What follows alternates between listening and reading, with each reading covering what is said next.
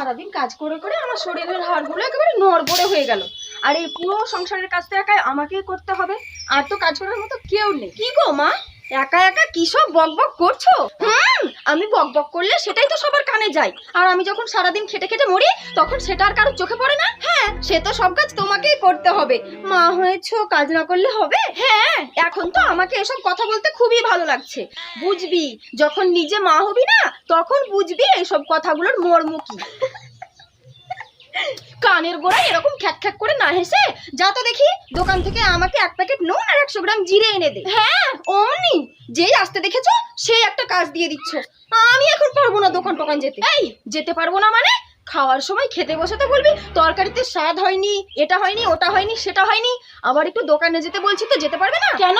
মেয়ে হয়ে আমি সব সময় দোকানে যাবো কেন? ভাইও তো বাড়িতে আছে, ভাইকে বলো না আজকে দোকানে যেতে।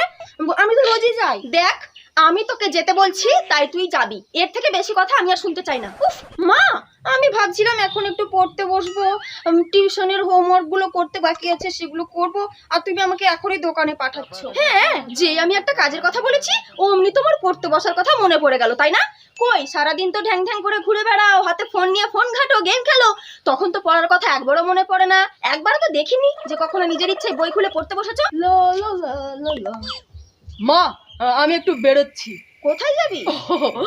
গার্লফ্রেন্ডের সাথে দেখা করতে। চা চামচ দিয়ে মাপলেও মনে হয় তার অর্ধেক হবে। এইটুকু ছেলের আবার গার্লফ্রেন্ড? এই, তুই কি বললি? আমি চা চামচার অর্ধেক? যা গিয়ে চা চামচা নিয়ে আয় দেখি, আমি মাপবো। এই, তোমাদের দুজনের দেখছি খুব বার বেড়েছে। হ্যাঁ, ডান্ডার চাটনি অনেকদিন ধরে খাওনি তাই না? মনেও মনে হয় পড়ে না সেই স্বাদ। এখনই দুটোর পেছনে এমন ডান্ডার বাড়ি লাগাবো না, সব ভূত ছুটে যাবে। আমার মুখে মুখে তাকিয়ে না থেকে, এই, তুই বলছিলিস না পড়তে বসবি, যা গিয়ে পড়তে বস। আর হ্যাঁ, জোরে জোরে পড়বি, আমি যেন এখান থেকে সব শুনতে পাই। ঠিক আছে, জোরে জোরে পড়বো। আর তুই বেশি বাড়াবাড়ি না করে আমি যেগুলো বলছি গিয়ে দোকান থেকে নিয়ে আয়। হ্যাঁ, কিন্তু মা, আমার গার্লফ্রেন্ড যে আমার জন্য ওয়েট করছে। এই, ঠিক আছে, দাও দাও, যাচ্ছি। 100 জিরে আর 1 প্যাকেট নুন নিয়ে আসবি। নে ধর টাকা। ঠিক আছে।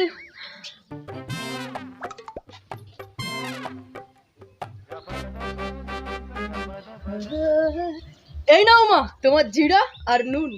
হো, হ্যাঁ দে। হ্যাঁ, নাও। তা জিরে আর নুন তো পেলাম, টাকাটা কোথায়? কিসের টাকা?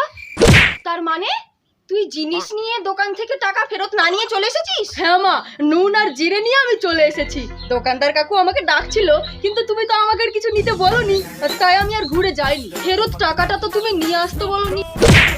হাই রে হাই, ভগবান, এই কোন ছেলেকে আমি জন্ম দিয়েছি? মাথায় যদি একটু বুদ্ধি শুদ্ধি বলতে কিছু থাকে। আরে এই, তুই এই বুদ্ধি নিয়ে গার্লফ্রেন্ডের সাথে দেখা করতে যাস? ছি, ছি, ছি, ছি, ছি। হার মাসটা আমার একেবারে জ্বালিয়ে খেলো গো, কতগুলো টাকা ফেরত না নিয়ে চলে এসেছে। হে ঠাকুর, এই বোকা ছেলেকে নিয়ে আমি যে কি করি। এই শোন, কালকে থেকে তুই একদম দোকানে যাবি না, কালকে থেকে তো দোকানে যাওয়া বন্ধ। এই, কি ওরকম হাতা ফোতার মতো মুখ করে আমার দিকে তাকিয়ে আছিস? যা, আমার চোখের সামনে থেকে দূর হয়ে যা। ছি ছি ছি ছি, এদেরকে দিয়ে যদি একটা কাজও হয়, কাল থেকে আমি রোজ দোকানে যাব। এই তো আমার ফেরত আনা টাকাটা। বাহ, করে 200 টাকা। এই ফাঁকে ইনকামও হয়ে গেল, আর আমাকে যাতে আর দোকানে যেতে না হয় সেই জন্য এই প্ল্যানটা। তা বন্ধুরা, কেমন লাগলো তোমাদের আমার প্ল্যানটা? আর হ্যাঁ, পরবর্তী ভিডিওগুলো দেখার জন্য অবশ্যই চ্যানেলটিকে সাবস্ক্রাইব করে রাখো, পাশে থাকা বেল আইকনটিতে টাং করে বাজিয়ে রাখো। আর যারা ফেসবুক থেকে আমার ভিডিও দেখছো তারা অবশ্যই ফেসবুক পেজটাকে ফলো করে রাখো।